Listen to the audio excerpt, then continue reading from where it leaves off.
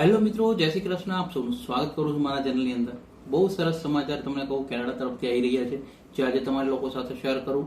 કારણ કે જે લોકો બી કેનેડા પીઆરનું વેઇટ કરતા હતા ને એ લોકો તો ખાસ જોજો, પરંતુ શાંતિથી જોજો. અને સૌથી પહેલી વાત, વિડીયોને હાઈપ અને શેર કરજો, એટલે મેક્ઝિમમ લોકો સુધી આપણે સારા સમાચાર પહોંચાડી શકીએ. Spread education, support education, always એજ્યુકેશનને સપોર્ટ કરતા રહેજો. અને જેમણે બી 12th એક્ઝામ આપી છે, રિઝલ્ટની વેઇટ કરે છે, એ લોકોને કહી દઉં, નવા એડમિશનો ચાલુ થઈ ગયા છે. તમારે રિઝલ્ટનો વેઇટ કરવાની જરૂર નથી. ઉપર નંબર રિફ્લેક્ટ કરાવું છું, કોન્ટેક્ટ કરી અને તમે એડમિશનને બધું બુક કરી શકો, જેની કોઈ ફીસ નથી અત્યારના સિનારીઓની અંદર. તો તમારા માટે એક અપડેટ આપી છે. કદાચ તમારી આજુબાજુ કોઈ એવું ટ્રાય કરતા હોય તો એ લોકોને વિડીયો શેર કરજો, જેથી કરીને એમને એડમિશન માટે ગાઈડન્સ મળે અને હેલ્પ મળી શકે.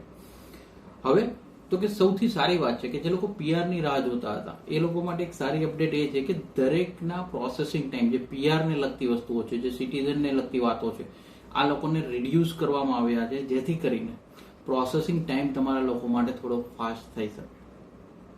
સૌથી પહેલાં પહેલી આપણે વાત કરીએ Canadian experience class, CEC class. આપણે બધા જાણીએ છીએ આવનારું focus Canadian experience class, French class અને PNP પર દેખાઈ રહ્યું છે.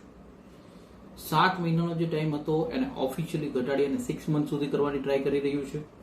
Federal skill worker program 7 month હતો, 6 મહિના સુધી કરવામાં આવી રહ્યો છે. 7 એપ્રિલ પછીના નવા બદલાવ થઈ રહ્યા છે. FSTP નોટ એપ્લિકેબલ છે આની અંદર. અને આ બધું રિડ્યુસ થયાનું રીઝન શું હોય કે નવી જે એપ્લિકેશનો જ્યારે આવતી હોય ઇમિગ્રેશન પાસે, આ જે પ્રોસેસનો લોડ હોય અને ઓછો કરવો હોય. હવે આની અંદર શું જોવાય તો કે CEC ક્લાસની અત્યારે 54,600 ફાઇલો છે એ વેઇટ કરી રહી છે, અને આ ફાસ્ટ ગ્રોથ થશે તો આ બધાને જલ્દી ચાન્સ લાગશે. FSWP ફેડરલ સ્કિલ વર્કર પ્રોગ્રામની જો આપણે વાત કરીએ, 44,100 ફાઇલો ડિસિઝનની રાહ જોઈ રહી છે. તો આ બી એમને ફાયદો મળે, કારણ કે ઘણા અમે કોમેન્ટમાં બી જોતા હોય, પેરેન્ટ્સ સવાલ પૂછતા હોય છે કે અમે આટલા ટાઈમથી નોમિનેશન આવી ગયું છે, આટલા ટાઈમથી અમે વેઇટ કરી રહ્યા છીએ. તો આ લોકો માટે આ ન્યૂઝ સારા છે. એટલે જ મેં કીધું કે મેક્સિમમ લોકો સુધી પહોંચશે તો એમને એટલીસ્ટ ખબર પડશે કે હવે એમની ફાઇલમાં કેટલો ટાઈમિંગ લાગી શકે.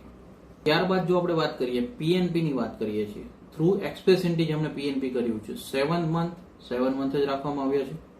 અને નોન એક્સપ્રેસ એન્ટ્રી વાળાને 13 મંથ હતા, એ 13 મંથ જ અત્યારે શો કરી રહ્યું છે. પરંતુ PNP ની અંડરમાં 13,700 જેવી એપ્લિકેશન વેઇટિંગ દેખાડે છે, અને બેઝ PNP એપ્લિકેશન જ છે, પરંતુ આ લોકોમાં 1,08,100 ફાઇલોનું વેઇટિંગ બતાવી રહ્યું છે.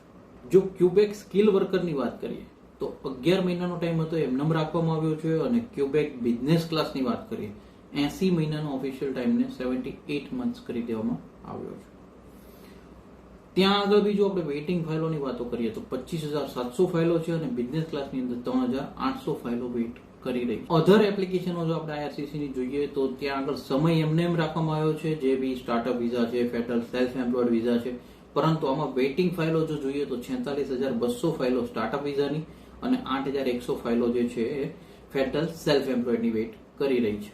હવે આપણે જઈએ સિટીઝનશીપ વાળા માટે, તો સિટીઝનશીપની જે અપ્રુવ આવતી હતી, જેની ગ્રાન્ટ થતી સિટીઝનશીપ, 13 મંથમાંથી 12 મંથ પર લાવવામાં આવ્યો છે, અને બાકીના બધા એઝ ઇટ ઇઝ રાખવામાં આવ્યા છે. જેમાં સિટીઝનશીપનું સર્ટિફિકેટની પ્રોસેસ છે, સિટીઝનશીપ રેકોર્ડ છે, આ બધા સમય જે છે એઝ ઇટ ઇઝ રાખવામાં આવ્યા છે. અને જો આ ફાઇલોની આપણે વાત કરીએ તો જે સિટીઝનશીપ ગ્રાન્ટમાં વેઇટિંગ ફાઇલો છે 3,13,200 ફાઇલો છે, અને જે સર્ટિફિકેટ વાળી ફાઇલો છે 56,300 ફાઇલો વેઇટિંગમાં દેખાડી રહી છે.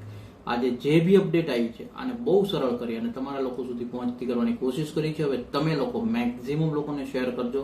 Spread education, support education, always એજ્યુકેશનને સપોર્ટ કરજો. અને હું કહું છું એ મુજબ તમારી પ્રોફાઇલ મુજબ ઉતાવળે કોઈ ગયું છે એટલે ડિસિઝન ના લ્યો અબ્રોડ જવાનું ડિસિઝન બહુ ઇમ્પોર્ટન્ટ છે. દરેક માતા પિતાને અમે રિક્વેસ્ટ કરીએ છીએ કે ઉપર જે નંબર રિફ્લેક્ટ કરાવું છું ત્યાં આગળ એક વખત ગાઈડન્સ તમારે જો લેવું હોય તો તમે કોન્ટેક્ટ કરી શકો છો.